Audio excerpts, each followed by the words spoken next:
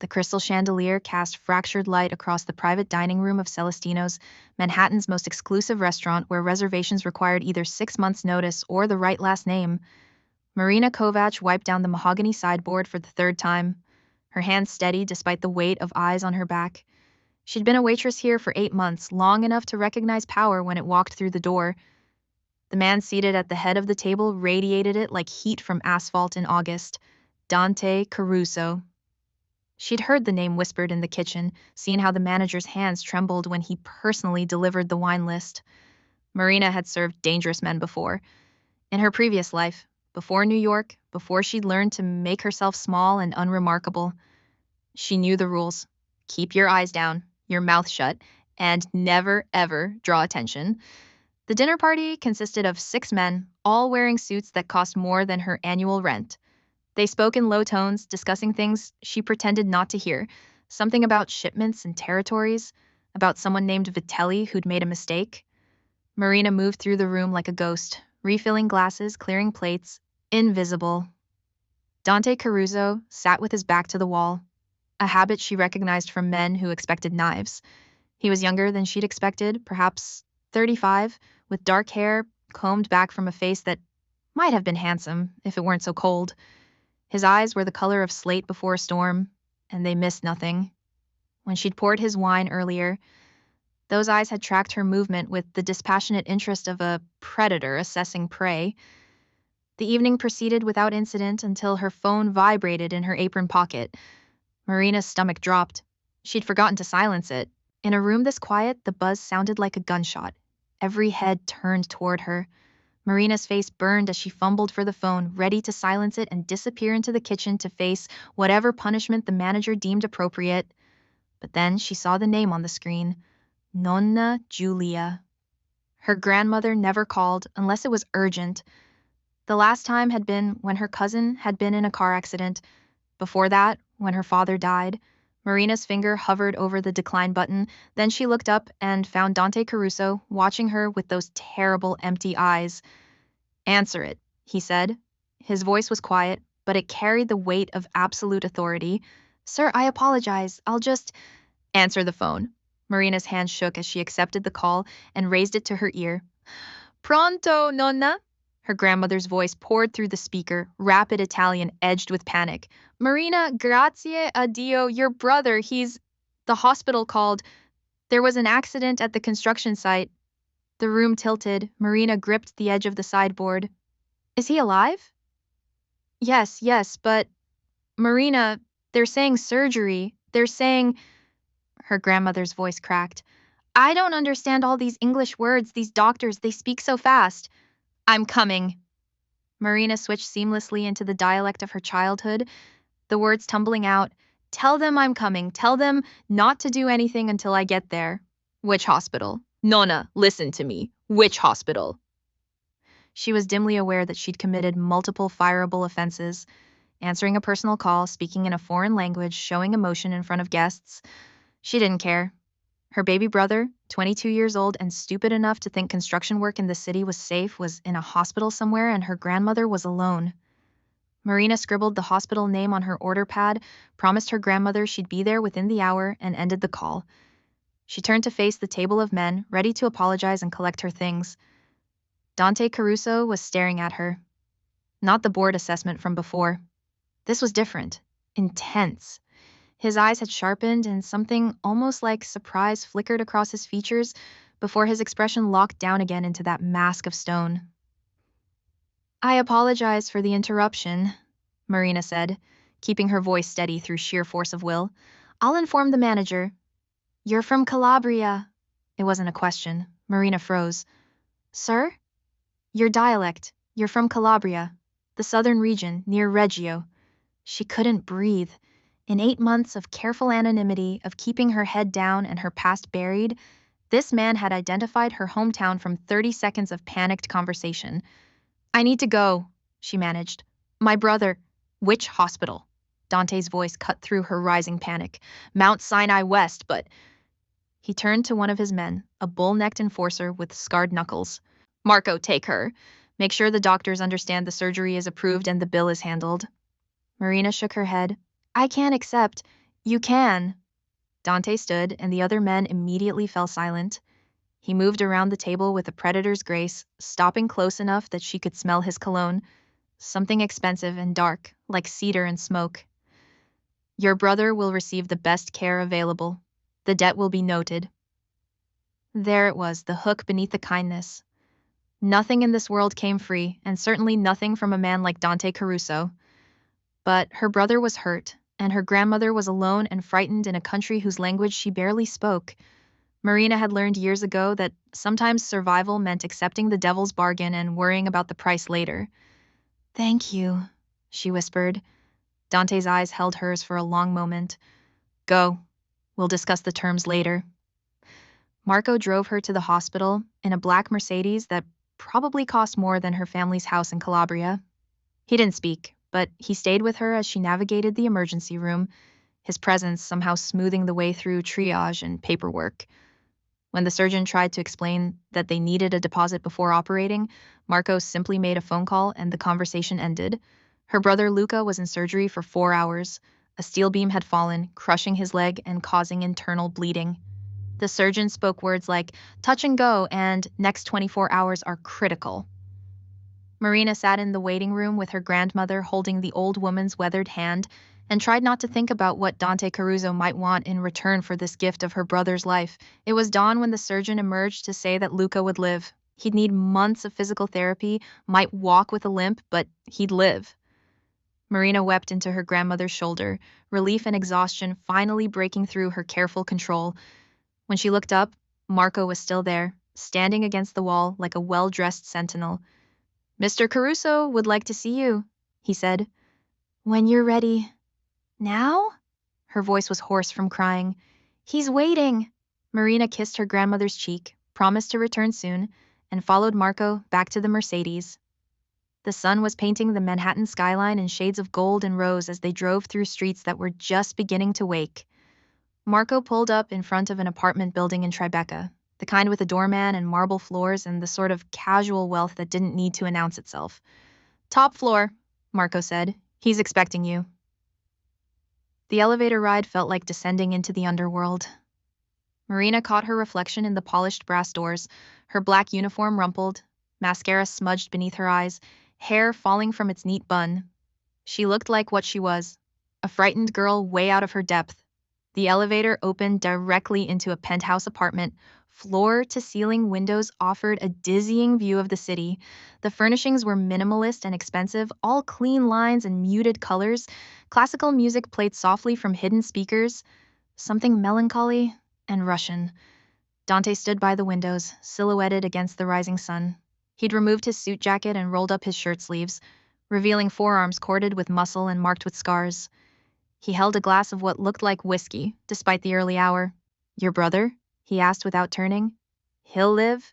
Thanks to you, Hat. Marina stayed near the elevator, keeping distance between them. Good. Dante took a sip of his drink. Come here. It wasn't a request.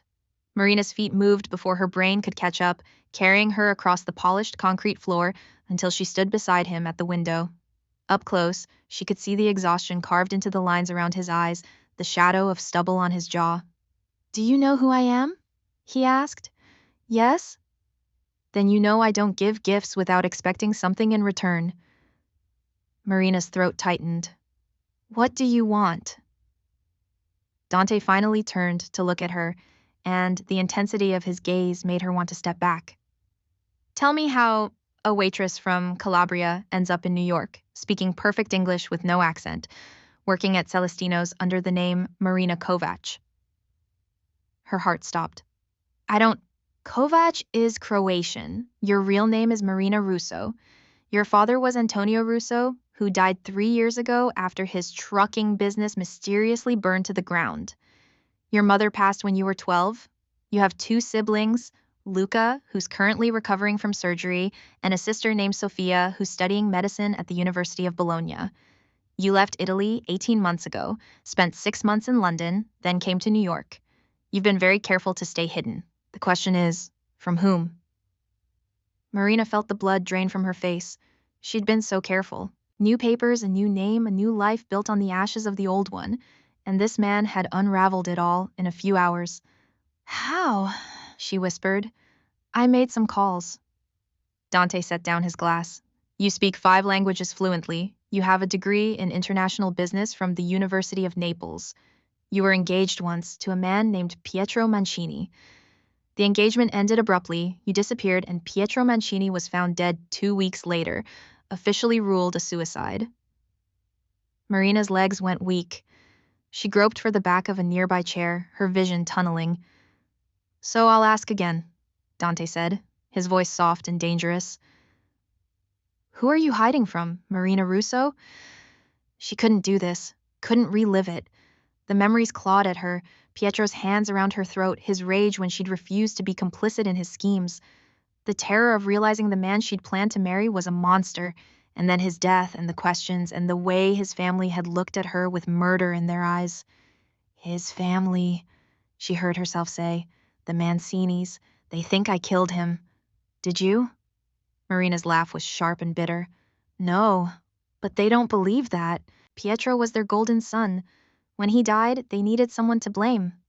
So you ran. I survived. She lifted her chin, meeting his gaze despite the fear flooding her system. Is that a crime? Something flickered in Dante's eyes. Recognition, perhaps, or respect. No, but it is interesting. He moved closer, close enough that she could feel the heat radiating from his body.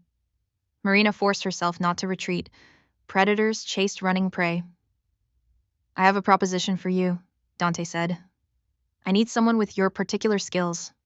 Someone who speaks multiple languages, who understands how to move in certain circles, who knows how to be invisible when necessary, someone who's already running and therefore has little left to lose. Skills for what? I'm expanding my operations into Europe. I need an interpreter, a negotiator, someone who can navigate the complexities of dealing with the old families across the ocean, someone who understands that world because she came from it. Marina shook her head. You want me to work for you? To get pulled into... She gestured vaguely at him, at the expensive apartment, at everything his presence implied. This life, your life. I want to employ you. In exchange, your brother's medical bills are paid. Your grandmother's visa situation gets resolved. Yes, I know she's been living here illegally for 2 years. Your sister's tuition for medical school is covered. And the Mancinis are made to understand that you're under my protection, which means they forget you exist. It was too much, too generous, and too terrifying all at once. Why me? You could hire anyone. Because you answered that phone call in front of me. Dante's hand came up to cup her jaw, his touch surprisingly gentle. Because in 8 months of working at Celestino's, you made yourself invisible. Do you know how rare that is, to be that disciplined? And then your grandmother called and you dropped the mask without thinking. You chose family over safety. That tells me everything I need to know about who you are. Marina wanted to pull away from his touch, from the heat of his hand on her skin, but she found herself frozen. You said terms would be discussed. These sound very generous. What's the catch? Dante's thumb brushed across her cheekbone, and his smile was sharp as a blade. The catch is that you belong to me now. You work when I say work. You go where I say go. You do exactly what I tell you to do when I tell you to do it. You live here in this building where I can keep you safe and keep you close, and you never ever lie to me. Those are my terms. That's not employment, Marina said, her voice barely above a whisper. That's ownership. Call it what you want, but your brother lives, your family is protected, and you get to stop running. Seems like a fair trade to me. She should refuse, should walk away from this man and his dark world and his dangerous offer. But Marina had learned in the hardest way possible that the world didn't reward martyrs. It rewarded survivors. And right now, survival meant accepting Dante Caruso's devil's bargain. How long? She asked. How long do I have to work for you? Until I say otherwise. That's not an answer. It's the only answer you're getting. Dante's hand dropped from her face, and the loss of his touch felt strange. You have until tonight to decide.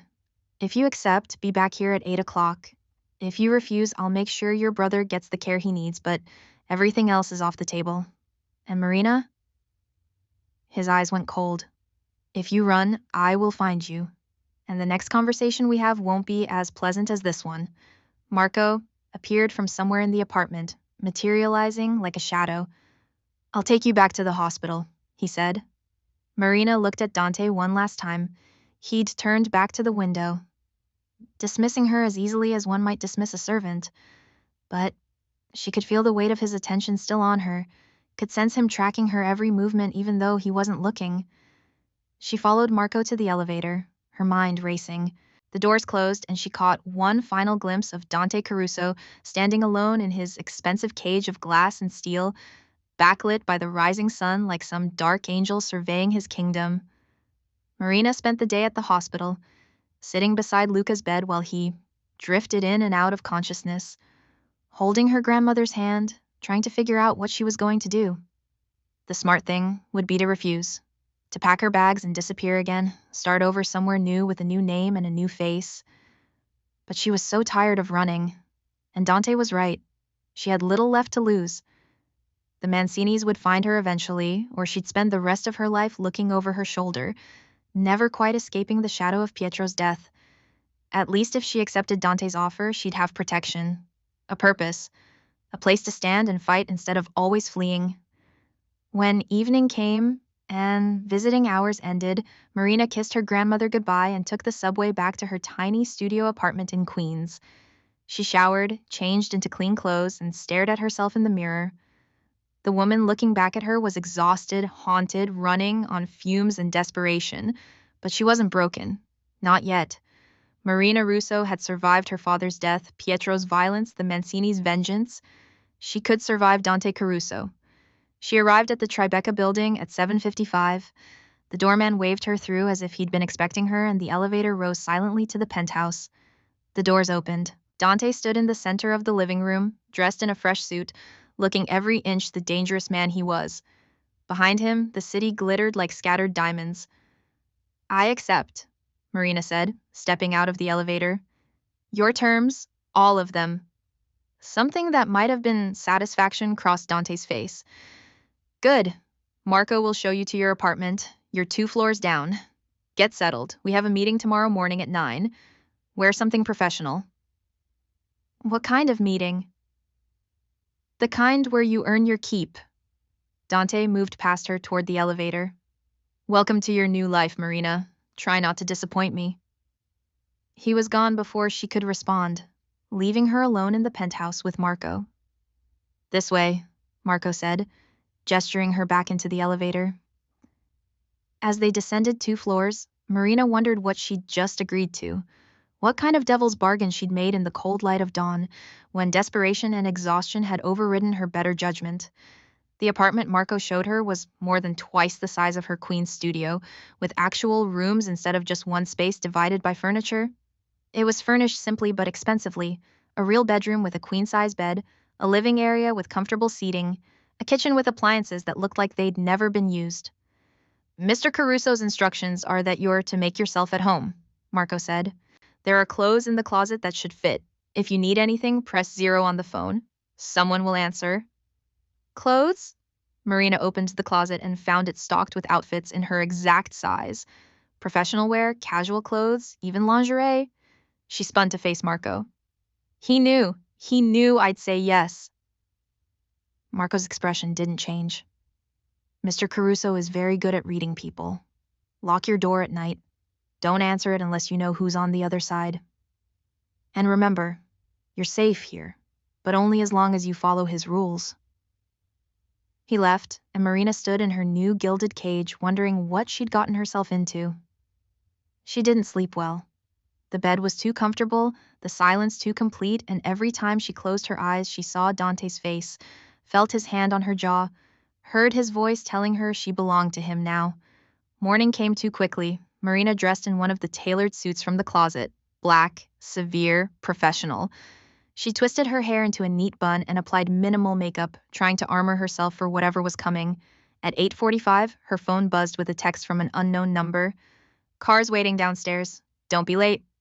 The Mercedes was idling at the curb, Marco behind the wheel.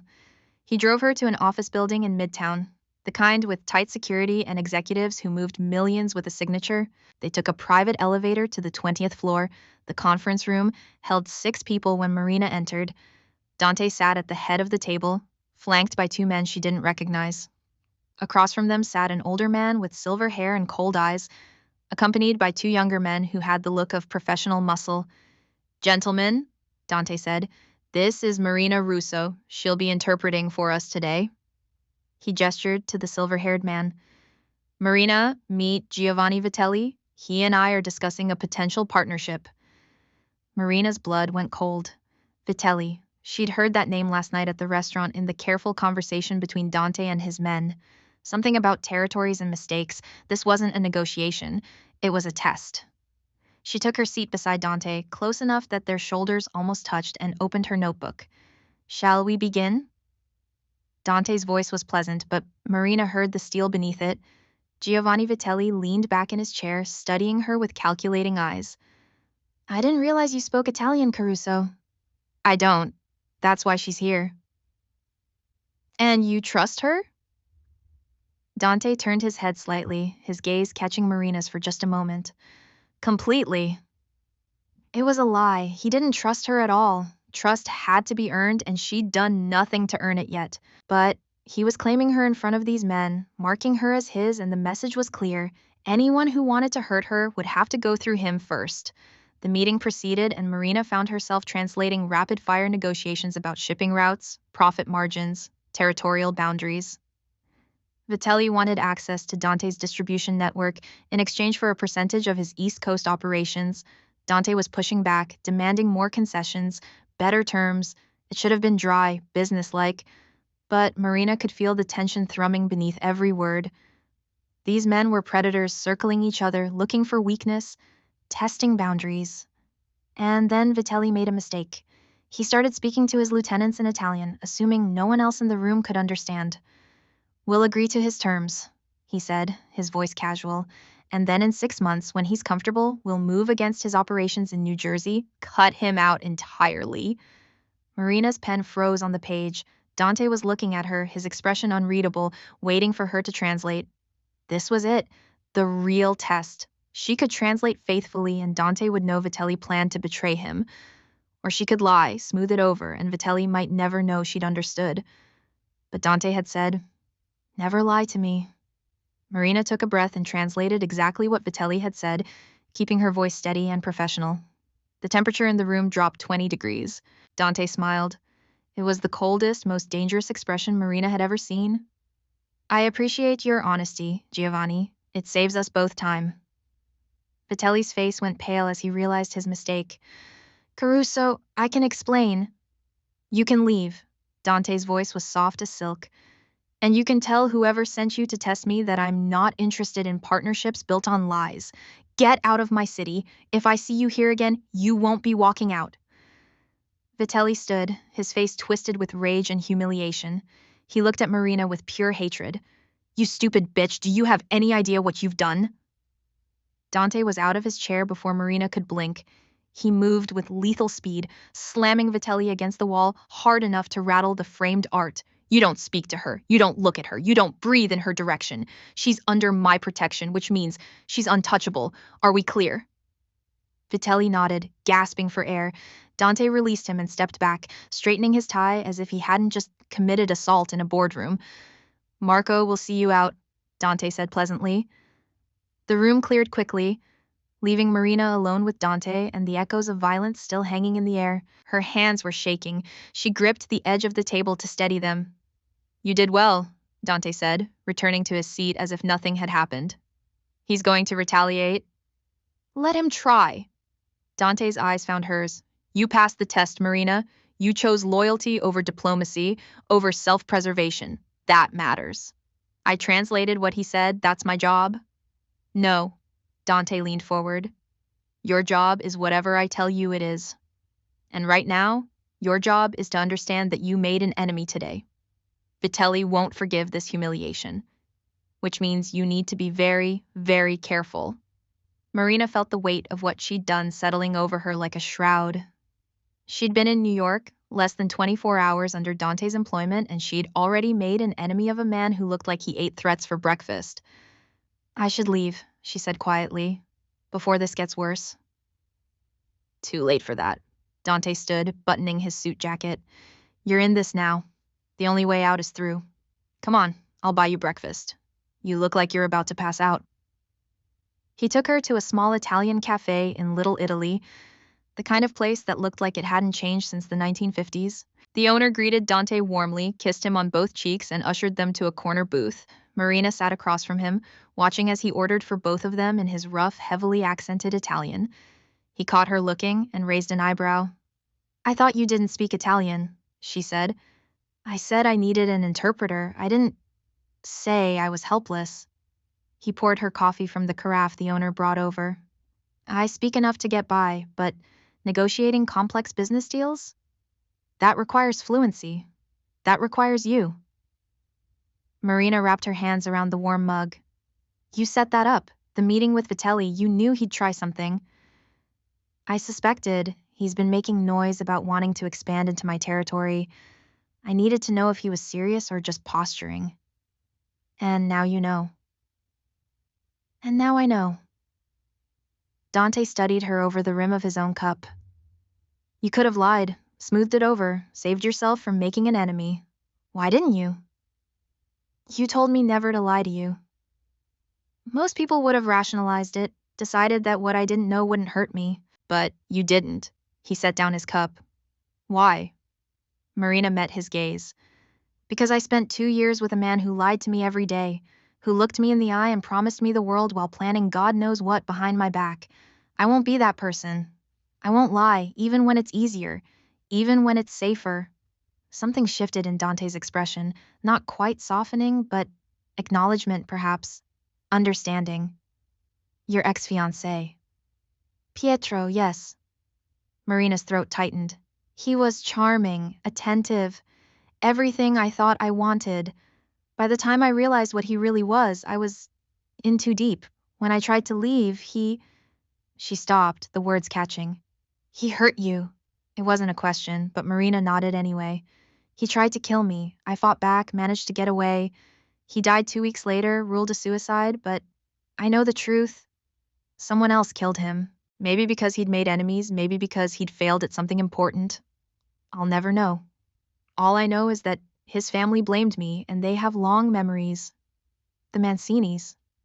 Dante leaned back, his expression thoughtful. Old money, old traditions. They'd see you as an insult, the woman who rejected their golden son. I didn't just reject him, I survived him. That's unforgivable. The food arrived, fresh bread, olive oil, eggs cooked in tomato sauce, crispy pancetta. Marina realized she hadn't eaten since yesterday morning.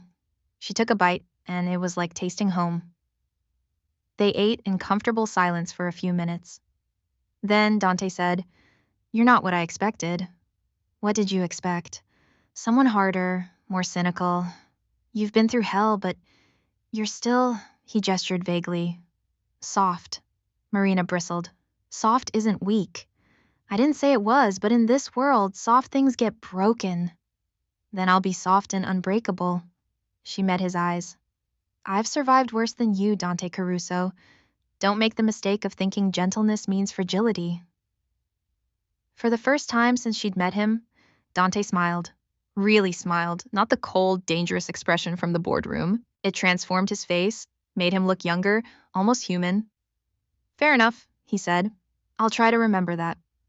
The next 2 weeks passed in a blur. Marina fell into a routine. Mornings in the office, afternoons studying documents and preparing for meetings, evenings alone in her apartment. Dante was demanding but not unreasonable. When she did well, he acknowledged it with a nod or a brief word of praise. When she made mistakes, and she did in the beginning, he corrected her sharply but without cruelty. She learned the rhythms of his world, learned to read the silences in a room, to sense when negotiations were about to turn dangerous, learned the difference between a business meeting and a threat, between respect and fear. And she learned about Dante. He was brutal to his enemies, yes, but he protected his people with fierce loyalty. Marco had been with him for 15 years since they were both teenagers on the streets. The other men in his inner circle, Vincent, Alessandro, Paolo, were more than employees. They were family.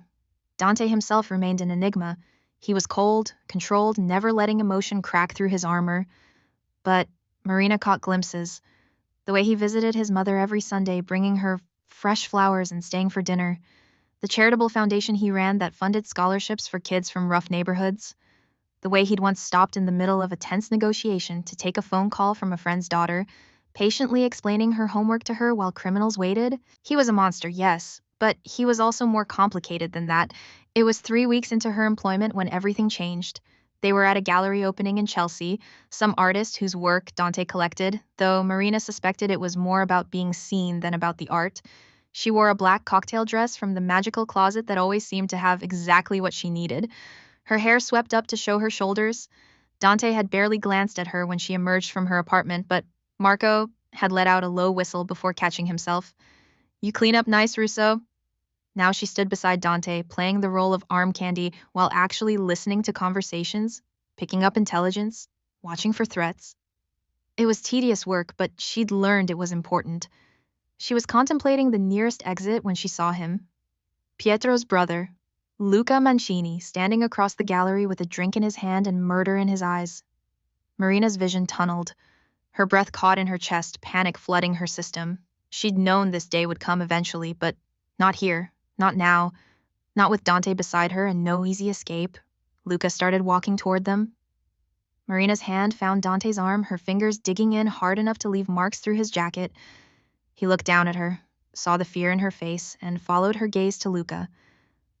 That's him, she managed. Pietro's brother. I know. Dante's voice was calm, but his body had gone tense. Stay behind me. Dante, behind me, Marina. She moved without thinking, letting him shield her as Luca approached. Up close, Pietro's brother looked older than she remembered. Harder. He stopped a few feet away, his expression twisted with hate. Marina Russo, he said, hiding behind a new master. How appropriate. Mr. Mancini, Dante said, his voice pleasant but cold as ice. I don't believe we've been introduced. I'm Dante Caruso. Miss Russo works for me. She's a murderer. She's under my protection, which means you should walk away now. Luca's laugh was ugly. Your protection? Do you know what she did? She seduced my brother, stole from him, then killed him when he discovered her theft. She's a snake, Caruso. A beautiful snake, but poison all the same. Marina felt the words like physical blows. The old accusations, the old lies. She opened her mouth to defend herself, but Dante spoke first. That's an interesting story. I've heard a different version. One where your brother was an abusive piece of shit who tried to kill her and she barely escaped with her life. One where he died because he'd made enemies, not because of anything she did. You believe her? Luca's voice dripped with contempt. A waitress? A nobody? I believe, Dante said, his voice dropping to something dangerous, that you need to leave. And if you ever approach her again, if you ever threaten her, if you so much as look at her wrong, I will personally ensure that you regret it. Are we clear? For a moment, Marina thought Luca would push, would force the confrontation here, in this gallery full of witnesses and pretension. But something in Dante's eyes made him step back. This isn't over, Luca said, looking past Dante to Marina. My family has a long reach, Caruso. Your protection won't last forever. Mine does, Dante smiled, sharp as a blade. Test me if you want. But remember, I don't make threats. I make promises. And I promise that if you or anyone in your family touches her, there won't be anywhere you can hide. Luca left, but Marina could feel his rage like heat against her back. She was shaking, her carefully constructed composure crumbling. Dante took her elbow, guiding her toward the exit with smooth efficiency. We're done here, he said to Marco, who appeared from the shadows. Get the car. They rode back to Tribeca in silence. Marina stared out the window, watching the city lights blur past, trying to slow her racing heart. When they arrived at the building, Dante followed her into the elevator without asking. I'm fine, she said, her voice sounding brittle even to her own ears. No, you're not. The elevator doors opened onto his penthouse. Drink? I should go. Marina. His hand caught her wrist, gentle but firm. Have a drink with me. Let yourself breathe before you lock yourself in your apartment and spiral. He was right, damn him. She let him guide her into the penthouse, accepted the glass of expensive whiskey he poured. She took a sip, let the burn ground her, and finally looked at him. "Thank you," she said, "for what you did, what you said. I meant it." Dante settled into the chair across from her. "Every word. The Mancinis don't scare me. They should. They're connected, powerful. So am I." He took a sip, his eyes never leaving her face. "Did he hurt you, Pietro, before he tried to kill you?" Marina's hands tightened around her glass. No one had ever asked her that directly. "Yes." How bad? Bad enough. She couldn't meet his eyes. It started small, a grip on my arm that was too tight, words that cut deeper than they should. I told myself it was stress, that he was under pressure from his family business, that he loved me and would never really hurt me. She laughed bitterly. "I was so stupid. You were hopeful. That's not the same thing. It got worse after we got engaged. He became possessive, controlling, wanted to know where I was every minute, who I talked to, what I wore, and when I pushed back." She stopped, the memories clawing at her throat. "The night I left, he told me I belonged to him, that if he couldn't have me, no one would. He had his hands around my throat when I realized he was serious, that he was going to kill me." "How did you get away?" "Broke a lamp over his head. Ran. I had a bag packed already, hidden in my car, because some part of me must have known it would come to this. I drove to my father's house, but he'd just died and it was empty. So I took what money I could, bought a fake passport, and disappeared." Dante was quiet for a long moment. "When he died 2 weeks later, you thought they'd blame you." "I knew they would, and I was right." Marina finally looked up at him. "Do you believe me? About what happened?" "Yes." The answer came without hesitation, without doubt. Marina felt something in her chest crack open, something she hadn't realized she'd been holding so tightly. "Why?" she whispered. "Because I've seen how you move through the world. Careful, watchful, always checking exits. That's not paranoia. That's survival instinct from someone who's been hunted." Dante leaned forward, his elbows on his knees. "And because when Luca Mancini looked at you tonight, I saw the same thing I saw in your eyes when you talked about Pietro. Recognition. You know what monsters look like because you've loved one. And he knows what survival looks like because he's seen someone escape his family's cage before." Marina's vision blurred with tears she'd been holding back for 3 years. "I thought I was going crazy. Everyone kept telling me Pietro was wonderful, that I was lucky to have him, that I should be grateful. His family, my friends, even my own grandmother. They said I was ungrateful, difficult, that I should try harder to make him happy. They were wrong. When he died, and they blamed me, part of me wondered if they were right, if I had somehow caused it, if I'd been a better fiancée, a more obedient girlfriend. Maybe he wouldn't have." She stopped, shaking her head. "I know that's not rational. I know that's not how it works. But the doubt lives in here anyway." She pressed a hand to her chest. Dante set down his glass and moved to the couch beside her. He didn't touch her, but his presence was solid, grounding. "Listen to me. What he did to you was not your fault. What his family did after was not your fault. You survived. That's not a crime, Marina. That's a victory." The tears spilled over. Marina tried to stop them, but once they started, she couldn't hold them back. 3 years of running, of fear, of carefully constructed walls crumbling in the face of Dante's unexpected kindness. She felt his arm come around her shoulders, drawing her against his chest. She should pull away, should maintain distance, professionalism. But she was so tired of being strong alone. "I've got you," Dante said quietly. "You're safe, I promise." Marina cried until she had nothing left, until the tears dried up and exhaustion settled over her like a blanket. Dante held her through it all, one hand rubbing slow circles on her back, not saying anything, just being present. When she finally pulled back, wiping at her face with shaking hands, she felt raw but somehow lighter.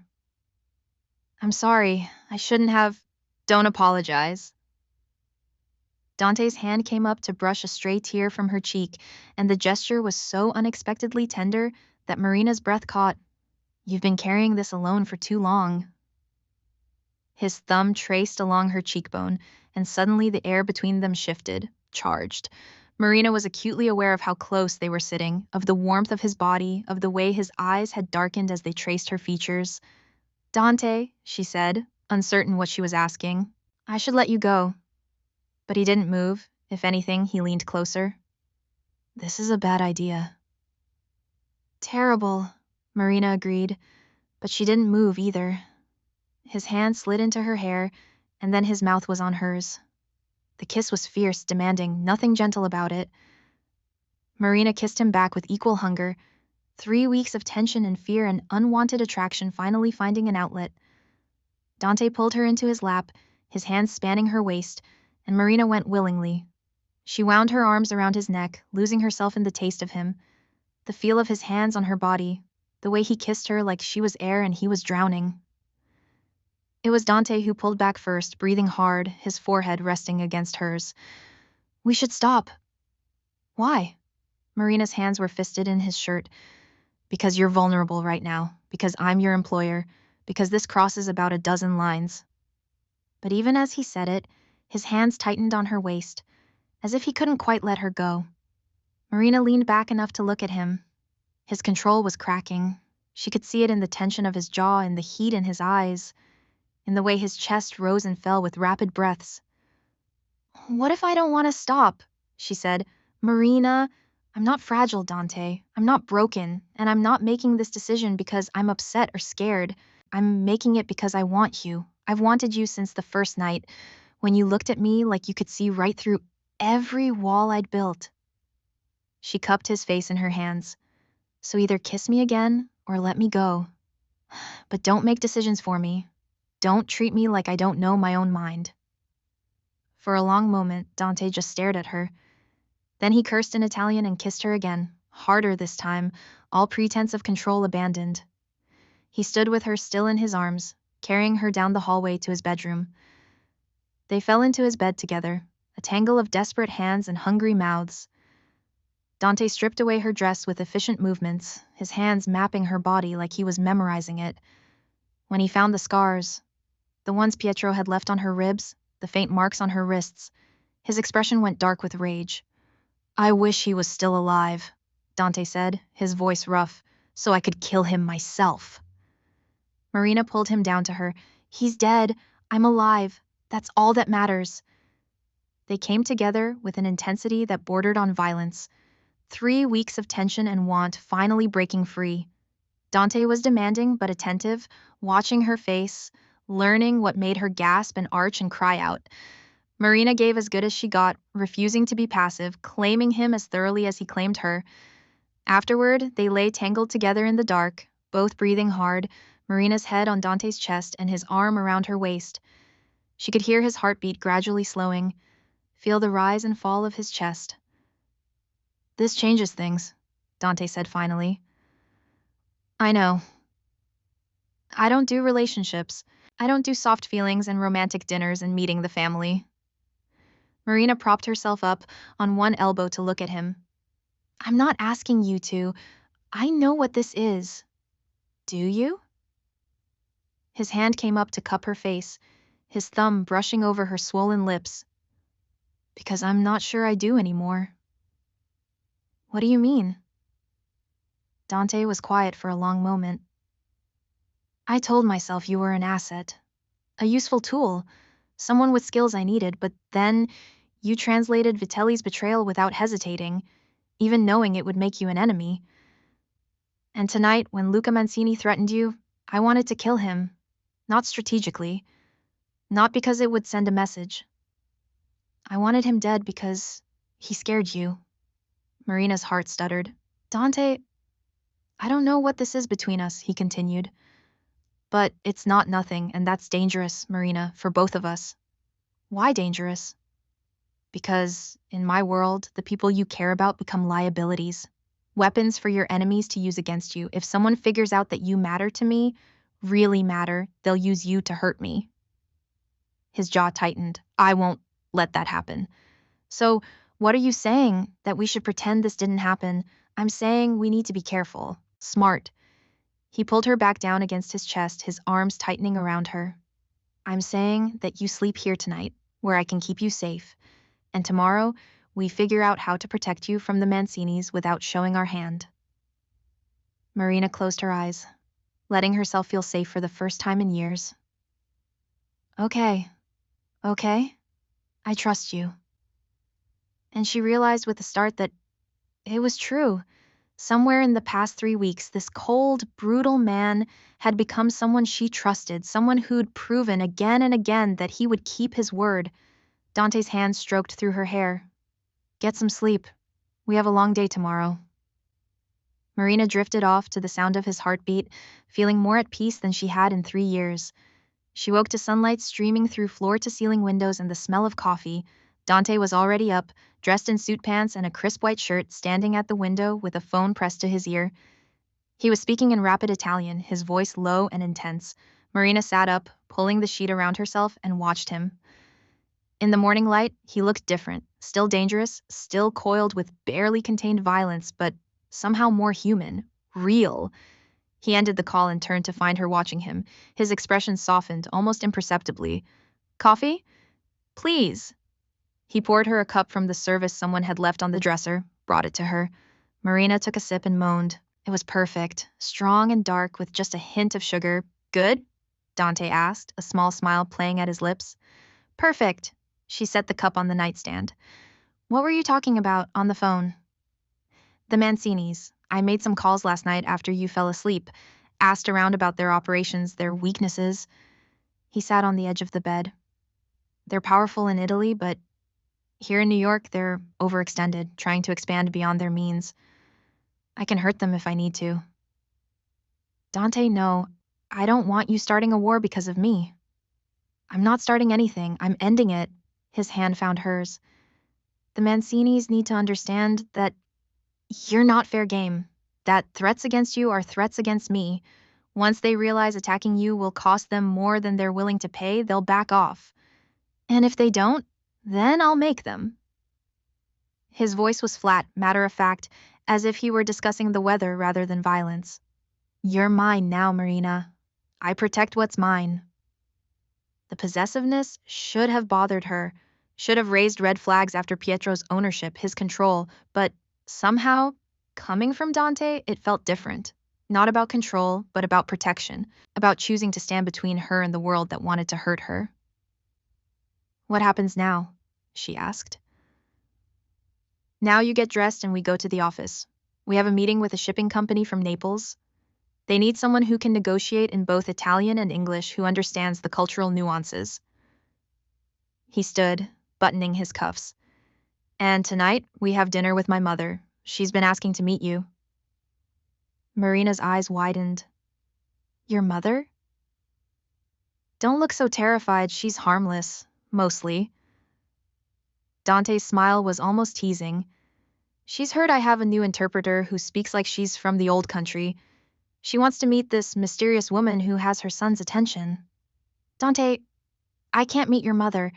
Last night was... She doesn't need to know about last night. As far as she's concerned, you're my employee who's good at her job. Nothing more. But the way he looked at her said something else entirely. Wear the blue dress, the one with the buttons. He left her alone to get ready, and Marina sat in his bed, drinking her coffee, trying to process everything that had happened in the past 12 hours.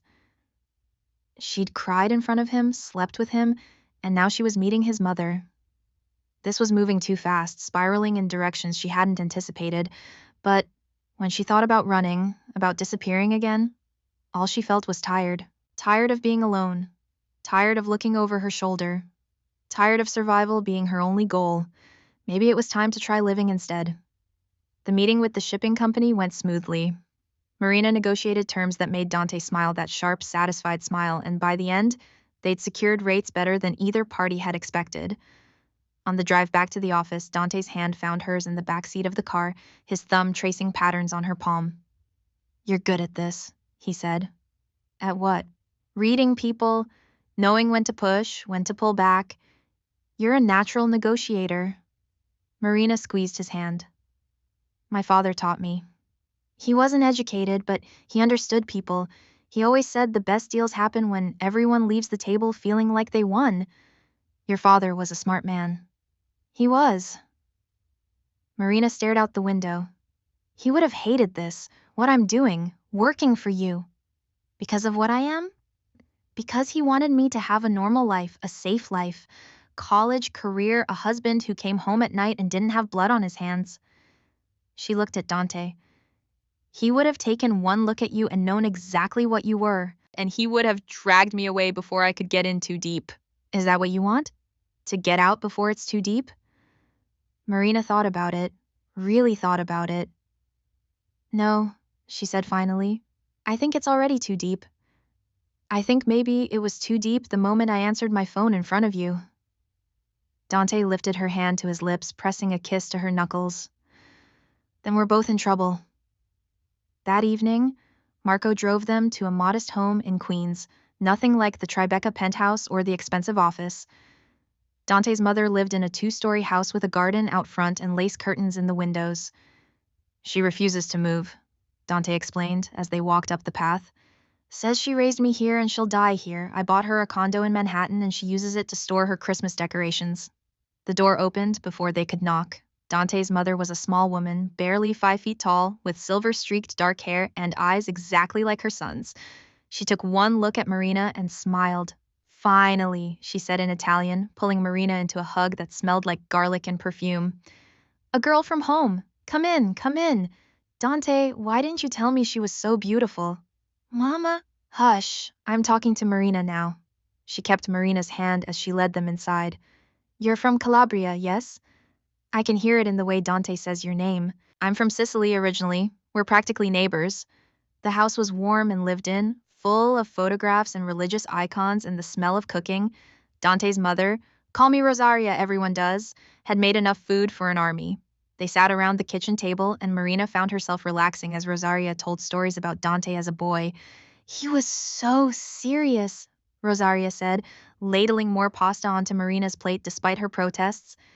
Even at 6 years old, so serious. His father died when he was young, and Dante thought he had to be the man of the house. I kept telling him, you're a child, be a child, but he wouldn't listen. Some things don't change, Marina said, glancing at Dante. He rolled his eyes but didn't argue. Watching him here, in his mother's kitchen, eating her cooking and letting her fuss over him, Marina saw a different side of him, softer, more vulnerable. This was the boy he'd been before the world had hardened him into the man he'd become. After dinner, Rosaria insisted on showing Marina her garden while Dante did the dishes. They walked among the tomato plants and herb boxes, and Rosaria took Marina's hand. My son is not an easy man, she said quietly. He's cold, sometimes cruel. He thinks the world is a battlefield and everyone is either an enemy or a tool.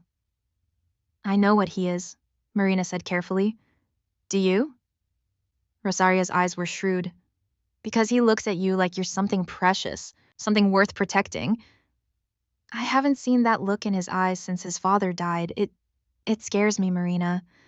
Because precious things in Dante's world have a way of getting broken. Marina's throat tightened. I can take care of myself. I'm sure you can. But can you take care of him? Rosaria's grip tightened. Because that's what I need to know. When the darkness comes, and it will come, child, it always does, will you run? Or will you stand with him? Marina thought about Pietro, about the Mancinis, about 3 years of running and hiding. She thought about Dante holding her while she cried, about the way he'd stood between her and Luca Mancini without hesitation. I'll stand, she said. Rosaria studied her face for a long moment, then nodded. Good. Now come inside before Dante breaks my good dishes trying to wash them.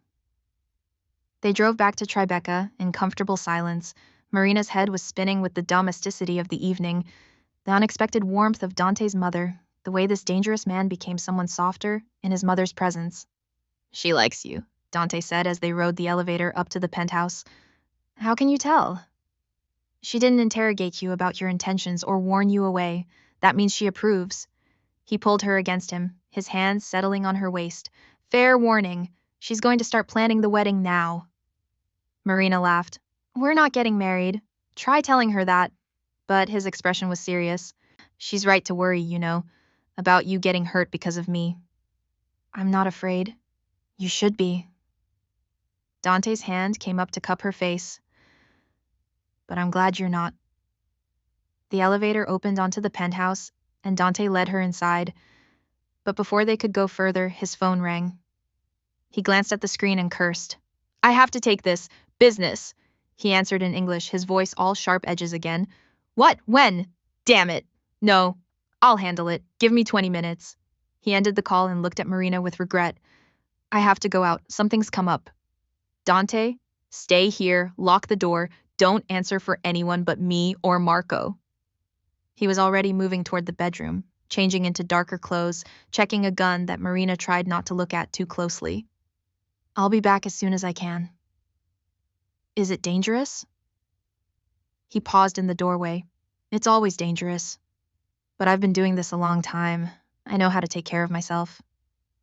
Come back safe, Marina said. Something flashed in his eyes. I will. I promise. He kissed her once, hard and fast, and then he was gone. Marina stood alone in the penthouse, listening to the silence.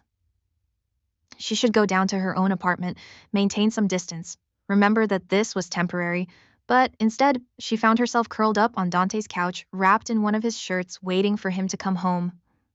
It was past midnight when she heard the elevator. Marina was half asleep, and she jerked awake as the doors opened. Dante stumbled into the penthouse, and Marina's heart stopped. He was hurt. Blood on his shirt, a cut above his eye, moving like his ribs hurt. Dante! She was on her feet, rushing to him. What happened? It's fine, just a misunderstanding that got physical. He tried to wave her off, but winced at the movement. Sit down. Marina guided him to the couch. Where's your first aid kit? Bathroom, cabinet under the sink. Marina found the kit and brought it back along with a bottle of whiskey and clean towels. She knelt between his knees, carefully unbuttoning his ruined shirt. The damage wasn't as bad as she'd feared, bruises blooming across his ribs, the cut on his face, scraped knuckles. But seeing him hurt made something fierce and protective rise in her chest. This is going to sting, she warned, pressing whiskey-soaked gauze to the cut on his face. Dante hissed but didn't pull away. You don't have to do this. Shut up and let me help you. Marina cleaned the wound with gentle efficiency, then applied butterfly stitches. Do you need to go to the hospital? No, nothing's broken. You don't know that. I've had enough broken ribs to recognize the difference. He caught her hand as she reached for more gauze. Marina, I'm fine. You're bleeding. I've bled worse. His thumb traced patterns on her wrist. Thank you for taking care of me. Marina felt tears prick her eyes. You scared me. When you walked in like that, I know. I'm sorry. He pulled her up into his lap, careful of his injuries. This is what I was talking about. This life. It's violent, Marina. Dangerous. People get hurt. I know. And you're still here. I'm still here. She pressed her forehead to his. Your mother asked me if I would run when the darkness came. I told her I'd stand. I meant it. Dante's arms tightened around her. You're going to ruin me. Good. You could use some ruining. He laughed, then winced. Don't make me laugh. It hurts. Marina carefully stripped off his ruined shirt, cataloging his injuries with gentle hands. The bruises would heal, the cuts would fade, but the scars underneath were old and numerous. Dante's body was a map of violence, proof of a life lived on the edge of knives. She traced one particularly nasty scar along his shoulder. What's this one from? Knife fight when I was 19. Rival gang thought they could take our territory. And this? A puckered mark on his side. Bullet. I was 23, stupid, and didn't check my blind spots. Marina pressed a kiss to each scar, a benediction, an acceptance.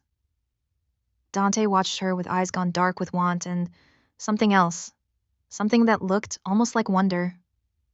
Come to bed, he said. Stay with me. They lay together in the dark, Marina's head on his chest, Dante's hand in her hair. And for the first time since her father died, since Pietro, since running, Marina felt like she'd found somewhere she belonged. The next 3 months passed in a blur of negotiations and late nights, of learning Dante's world and carving out her place in it.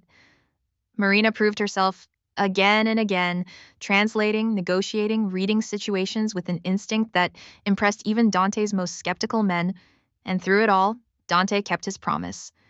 The Mancinis made one more attempt to threaten her, a message delivered through an intermediary, promising that their vengeance was patient. Dante's response was swift and brutal. Within a week, the Mancini's New York operations were crippled, their shipments seized, their partnerships dissolved. The message was clear: Marina Russo was off limits. Their relationship deepened in ways Marina hadn't expected. Dante was demanding, possessive, sometimes cold, but he was also loyal, protective, and surprisingly tender when they were alone.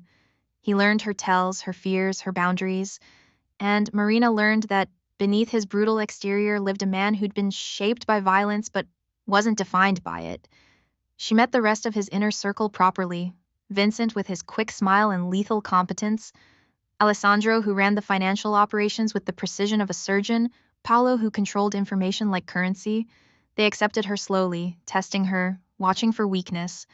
But Marina had survived worse than skeptical criminals. She held her ground, proved her worth, and eventually earned their respect. One evening, 4 months after that first phone call, Marina and Dante sat on his terrace overlooking the city. She'd moved up to the penthouse weeks ago, her apartment downstairs sitting empty because they both knew the truth. She belonged here, with him. "I got a call today," Marina said, watching the sunset paint the sky in shades of gold and crimson. "From my sister in Italy." Dante's hand found hers. "How is Sophia?" "Good. Finishing her residency. She asked when I was coming home to visit." Marina turned to look at him. "I told her I wasn't sure I would. That New York feels more like home now. Do you mean that?" "I do." Marina squeezed his hand. 4 months ago, I was running, hiding, surviving day to day and calling it living. Now I'm... She gestured at the city spread out before them. "I'm here. I'm building something. I have purpose." "You have me," Dante said quietly. "I have you." Marina cupped his face in her hands. "You terrifying, brutal, surprisingly sweet man. I have you, and that's more than I ever thought I'd have again." Dante pulled her into his lap, his arms coming around her like fortress walls. "I told you that first night. You belong to me now." "I meant it, Marina, not as property, not as possession, but as..." He struggled with the words. "As mine. The way I'm yours. The way we're tangled up in each other and there's no untangling now." "Is this your way of saying you love me?" "I don't know what love is supposed to feel like, but I know that when you're not here, the world feels wrong. I know that I'd burn down the whole city if someone hurt you. I know that you're the first thing I think about in the morning and the last thing before I sleep." His forehead pressed to hers. "If that's love, then yes, I love you." Marina's heart felt too big for her chest. "I love you too, even though you're impossible and terrifying and sometimes I want to strangle you." "That's fair." Dante's smile was soft, genuine, the one he saved only for her. "So, what happens now?" "Now?" Marina settled more comfortably in his arms. "Now we keep living, keep building, keep standing together when the darkness comes." "Sounds like a plan." They sat together as the sun set over New York, two survivors who'd found in each other something worth more than safety, worth more than peace. They'd found a home in the beautiful, terrible space between them, a home built on honesty and protection and the kind of love that bloomed in darkness and refused to die. Marina had answered a phone call in Italian in front of a Mafia boss, and he'd said, "Don't let her go." She hadn't known then that it was the beginning of everything, that the man who'd looked at her with cold, assessing eyes would become the person she trusted most in the world, that choosing to stay would give her back the life she thought she'd lost. But now, wrapped in Dante's arms with the city glittering beneath them, Marina understood. Sometimes you had to lose everything to find what you really needed.